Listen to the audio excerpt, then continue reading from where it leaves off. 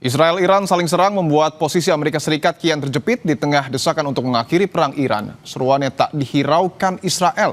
Lalu apakah Israel kini memegang kendali di Timur Tengah? Kita bahas bersama pakar strategi PPAU, juga alumni US Air War College, Bapak Agung Sasongkojati, dan dosen ilmu politik Universitas Udayana Evata Filomeno Boromio Duarte.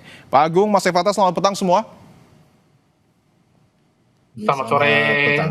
Baik, baik, terima kasih. Saya ingin ke Pak Agung terlebih dahulu. Pak Agung melihat kondisi saat ini di Timur Tengah masih ada saling serang antara Iran dan Israel di tengah upaya Amerika Serikat sebenarnya untuk menekan eskalasi perang atau di tengah gencatan senjata ini. Melihat agresivitas dari Israel, Pak Agung, apakah bisa dikatakan Amerika Serikat ini kehilangan kendali atas Israel itu sendiri? Yang jelas sekarang yang dibutuhkan adalah Amerika, khususnya Trump, adalah bagaimana tetap eksis sebagai pimpinan dari negara Amerika dengan terjaga gengsinya dan terjaga juga posisinya sebagai presiden, meskipun sudah mengalami salah perhitungan dalam operasi di Iran, ya, perang Iran. Dan di sisi lain Netanyahu atau Bibi juga sedang mengalami masa yang kritis karena ada dua hal. Satu ada menyangkut soal karir politiknya, gimana pendapat masyarakat pada dia, apakah dia kuat atau enggak. Dan yang kedua adalah terkait dengan masalah hukum, yaitu dia terlibat dalam jaringan ada korupsi lah itu. Nah itu yang nih. Nah sekarang yang terjadi adalah tapi di sisi lain Israel sangat tidak menghendaki adanya perdamaian antara Amerika dengan Iran, karena kalau itu sampai damai ataupun sanksi dicabut, itu akan membuat posisi Iran jauh lebih kuat, bukan saja dari segi keunggulan militer karena memang belum, ya, tetapi keunggulan bidang ekonomi dan potensi ke depan yang tak terbayangkan oleh Israel. Impian mereka menjadi negara paling tangguh, paling kuat, paling hegemonik di negara adidaya atau bukan didaya, negara regional hegemon, menjadi rontok kalau sampai Iran itu maju. Nah di sisi lain, jadi pilihan dia melaksanakan serangan ke Bir itu dalam rangka mensabotase daripada perjanjian, karena memang perjanjian sudah hampir dekat, di mana Trump sendiri mengatakan dalam waktu mungkin minggu-minggu ini sudah akan tanda tangan. Jadi di belakang layar tuh ternyata Iran dan Amerika juga ada tukar menukar ini dengan perantara Pakistan dibantu Qatar dan Oman untuk menggolkan apa yang akhirnya, bahkan Trump sendiri sudah mengatakan bahwa ya tanpa soal uranium kita juga bisa tuh mengerebut uraniumnya Iran tanpa ada dalam perjanjian. Artinya apa? Dia menyetujui perjanjian itu tidak melibatkan uranium, tetapi terkait dengan penghentian permusuhan dan mungkin yang lainnya. Jadi itu sudah sinyal nih bahwa nggak bisa ngotot soal ini. Dan itu yang sangat tidak dikendaki sama Israel. Kenapa? Karena begitu soal uranium, itu adalah soal yang akan membuat perjanjian ini jadi macet. Nah itu yang terjadi, sehingga Israel memutuskan menyerang Beirut Selatan, dan itu melewati red line yang ditentukan oleh Iran. Oke, saya ingin ke Mas Evata karena informasi sebelumnya kita tahu Trump bahkan sudah menelepon Perdana Menteri Israel Netanyahu dengan pesan untuk menahan diri. Tapi kita tahu juga nampaknya Israel masih memprioritaskan untuk menyerang balik Iran. Saya ingin tanyakan, apakah analisa dari Pak Agung, Anda sepakat dengan analisa bahwa Netanyahu atau Israel terus menyerang Iran karena karir politik, karena masalah hukum, termasuk juga tidak menghendaki perdamaian? Mas Evata. Baik, tentu situasi politik dalam negeri Israel memang menjadi salah satu trigger, ya, kenapa akhirnya Netanyahu berupaya semaksimal mungkin untuk memenangkan perang, terutama dengan proksi-proksi Iran itu sendiri, dan mereka berharap agar mereka menjalankan satu amanat bahwa mereka mampu melakukan satu upaya untuk mempertahankan diri. Itu yang sering disampaikan, dan ini menjadi salah satu kampanye politik yang disampaikan oleh Netanyahu dalam beberapa situasi-situasi politik. Dan kita tahu bahwa hari ini gitu situasi semakin kacau karena ternyata Israel diam-diam malah mensuplai kekuatan anti udara khususnya ke wilayah negara di Jazirah Arab secara diam-diam. Dan kita juga melihat ada data bahwa Mossad juga telah mempersenjatai milisi Kurdi. Nah ini kan menjadi tanda bahwa sebenarnya sampai hari ini tidak ada etiket baik dari Israel untuk melakukan negosiasi.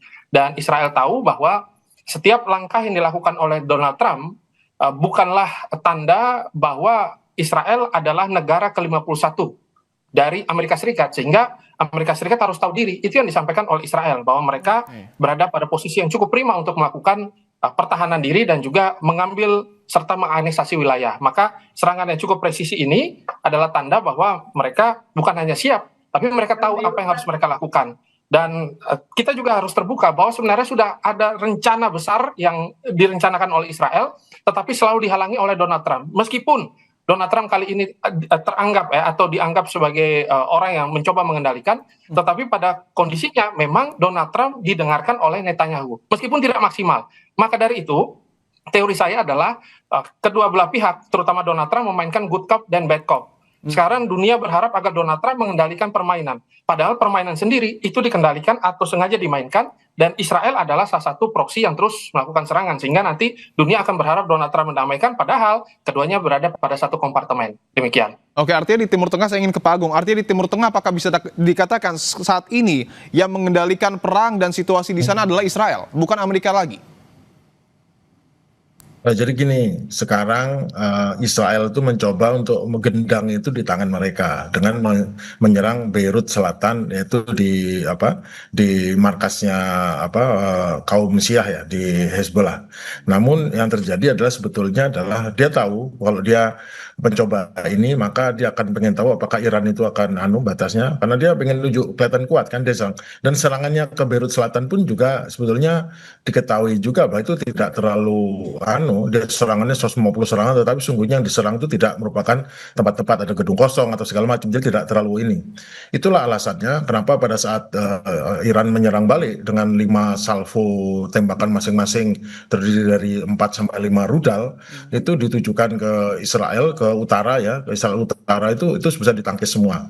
Dan selanjutnya Iran pada saat stop dari kata Donald Trump, jangan lanjutkan serangan, Israel tetap melang. Kenapa? Karena itu bukan keputusannya si Netanyahu juga, karena itu pada teriak tuh semua orang-orang garis keras, Natalie Bennett, kemudian Bel Gvir, wah itu kamu pecundang segala macam, nggak berani gitu, akhirnya diserang sama Israel. Nah, tapi diserangnya pun juga kan korbannya tidak banyak, jadi diserang. Nah, seperti mungkin perlu kita ketahui semua ya, semua serangan Israel itu pada saat awal, pada saat penuh dibantu Amerika, dia menggunakan perang elektronik itu berani masuk wilayah Iran, tapi menyerang pun, ngebomnya pun tidak ada yang overhead, jarang, sedikit yang overhead, kebanyakan menggunakan stand off. Bahkan yang kemarin serangan ke Iran itu stand off dari jarak 500 km dari target loh. Jadi dia masuk perbatasan Iran sedikit, tembakan rudalnya, kemudian balik. Jadi nggak ada yang terbang. Kenapa? Pertama, karena tidak didukung Amerika. Nah, yang unik ini Amerika tidak mendukung sama sekali. Kamu jalan sendiri. Kemudian pada saat diserang sama Iran, Amerika juga tidak mendukung. Kan kita ketahui pada saat serangan-serangan sebelumnya tuh Amerika juga rudal Patriot yang kesana dan juga dari rudal kapal itu mencegat, dan juga korban rudalnya lebih banyak daripada Israel. Sekarang itu betul-betul dari informasi yang didapat dari CNN, dari New York Times dan segala macam, itu Amerika sama sekali tidak melindungi. Nah, jadi Israel sekarang sudah agak ketahuan banget, oh ternyata Amerika serius nih tidak melindungi. Jadi pancingan dia pertama dibalas Iran, ternyata ini.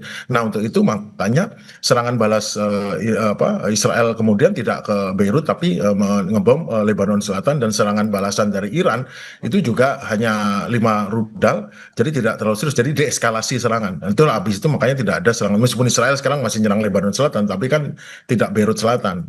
Ya mungkin tit-and-tat, tapi sekarang yang unik adalah dari Sadeq Larijani, saudaranya Ali Rajani, penasihat yang keamanan nasional Iran yang dibunuh itu namanya Sadeq Larijani, mengatakan bahwa sekarang doktrin barunya Iran adalah kalau menyerang kembali ke Lebanon atau ke proksinya, Lebanon, Hezbollah atau yang lainnya, maka dianggap menyerang Iran, dan Iran akan sekarang membalas langsung itu tidak ragu-ragu lagi. Jadi itu doktrin strategi keamanan nasional yang baru dari Iran. Nah, itu sudah menimbulkan ini. Nah, sekarang Israel jadi loh gimana nih, dia tidak bebas beroperasi semaunya lagi. Nah, ini yang akan menimbulkan suatu baru. Oke, baik. Saya ingin ke Mas Efata bahwa di sisi lain, selain ada gejolak politik antara Israel dengan Amerika Serikat, tapi kita tahu juga Houthi mengirimkan serangan rudal kepada Israel dari Yaman, dan juga bahkan memberlakukan pelayaran total untuk kapal Israel dari perairan, artinya menghalangi pergerakan dari kapal Israel itu sendiri. Pertanyaan saya adalah, apakah keterlibatan Houthi ini ataupun keikutsertaan Houthi membuka peluang perang ini akan semakin besar di beberapa hari ke depan? Baik, ini merupakan strategi cincin api ya dari proksi Iran itu sendiri. Kita lihat bahwa ternyata akhirnya rencana untuk menutup Selat Bab el Mandeb ini juga menjadi nyata begitu ya. Ya. Meskipun serangan yang dilakukan itu kurang lebih 100% bisa ditepis ya dengan kemampuan anti udara dari Israel itu sendiri. Dan tadi sudah saya sampaikan bahwa mereka mempersenjatai juga beberapa negara-negara di Jazirah Arab. Dan kita juga bisa melihat bahwa ternyata dalam situasi politik yang cukup pelik seperti ini, ternyata hal-hal yang diharapkan oleh Iran itu memang banyak yang tidak tercapai. Dan agresivitas dari Israel malah semakin menjadi karena mereka malah menyerang Isfahan dan juga mereka melakukan serangan surgical strike ya terhadap pimpinan-pimpinan dari IRGC itu sendiri. Ada beberapa rumor bahwa jenderal-jenderal yang dalam operasi kemarin itu akhirnya berhasil dilumpuhkan. Nah, kalau dalam posisi seperti ini sebenarnya diplomasi ini sebagai daya untuk memperpanjang perang dan sebagai langkah untuk mengintip ya dalam operasi intelijen. Maka dari itu dalam kondisi seperti ini Iran harus melakukan serangan, dan serangan-serangan ini adalah serangan menunjukkan bahwa mereka mampu mengontrol situasi, terutama terkait dengan masalah Hormuz tadi, serangan terhadap naval ya. Dan juga kita bisa melihat bahwa dalam kondisi-kondisi yang cukup kritis seperti ini ternyata Israel mampu untuk mencoba semaksimal mungkin melakukan bergen. Jadi ketika mereka melakukan serangan yang cukup dalam ya ke beberapa titik dengan melakukan dengan operasi pasukan darat, inilah yang menyebabkan kenapa diplomasi dari kedua belah pihak akhirnya terhambat. Donald Trump berharap agar negosiasi segera dilakukan. Netanyahu mengatakan bahwa negosiasi tidak diperlukan karena tujuan politik mereka berbeda, tetapi in the end mereka harus bekerja sama. Maka dari itu, ini harus dilihat secara real politik di balik itu semua. Bahwa serangan-serangan yang dilakukan nanti pun oleh Houthi, itu tidak akan pernah maksimal juga. Karena meskipun ini ada kurang lebih banyak rudal ya, puluhan rudal sudah ditembakkan. Tetapi rudal itu akhirnya jatuh di titik-titik yang memang tidak strategis begitu. Mungkin ada beberapa media mengatakan strategis, tapi faktanya memang tidak demikian begitu. Maka dari itu, serangan-serangan dilakukan oleh Israel, itu malah membuat Amerika Serikat merasa bahwa ya serang saja, ini adalah kesempatan emas, dan kita harus merebut. Karena bagaimanapun dalam negosiasi ke depan, Amerika juga berharap agar ada good deal. Bukan bad deal. Kalau bad deal juga akhirnya Amerika nanti yang akan menyerang kembali begitu. Maka dalam kondisi seperti ini, keduanya memainkan peran masing-masing, tetapi masih dalam satu koalisi yang cukup kuat. Meskipun yang ditampilkan seolah-olah mereka retak. Oke, singkat saja mungkin terakhir Pak Agung, melihat Houthi yang tadi saya sebutkan juga nampaknya sudah mulai menyerang Israel, seberapa besar sebenarnya kekuatan militer dari Houthi itu sendiri? Apakah juga ini akan dimanfaatkan oleh Iran? Ini adalah pesan Iran kepada semua pihak, kepada Amerika dan Israel, kepada dunia, bahwa Iran serius apapun itu dibalas. Dan yang paling unik adalah ini Iran secara tegas menyatakan bahwa apapun menyerang ini dia akan memperhitungkan serangan kepada Palestina, serangan kepada Hezbollah. Itu akan dianggap serangan kepada Iran, dan Iran mulai sekarang menentukan bahwa dia juga berhak untuk membalas serangan itu. Itu yang sangat berbeda. Yang kedua adalah Houthi serangannya hanya mengirim satu rudal dan satu drone. Bahkan drone-nya itu sendirian terbang lewat dari Saudi, sama Saudi tidak ditembak, dibiarkan saja. Itu menunjukkan bahwa Saudi juga nggak mau terlibat. Dan akhirnya ya itu adalah bukti bahwa negara-negara Teluk sudah sekarang memilih bahwa mereka memilih mana yang masuk akal, yang pragmatis. Dia tidak mau dengan memilih Amerika korban jadi bela Amerika, padahal Amerika sendiri juga nggak serius untuk membuat perdamaian. Jadi intinya adalah Iran mendapatkan poin lebih besar sekarang. Kenapa? Karena mereka sekarang menunjukkan bahwa Israel itu sudah tidak bisa sebebas semaunya lagi, dan menunjukkan kepada dunia meskipun Israel menembak sedikit di Lebanon Selatan, tapi intinya Israel menyerang Beirut, Iran menyerang Israel menyerang Iran, dan Iran Bali, dan habis itu tidak ada serangan yang berarti kecuali ke Lebanon Selatan. Artinya Iran berada di posisi yang lebih kuat, yang sampai Israel pun memutuskan untuk tidak menyerang kembali karena risiko lebih tinggi dan diancam oleh Trump.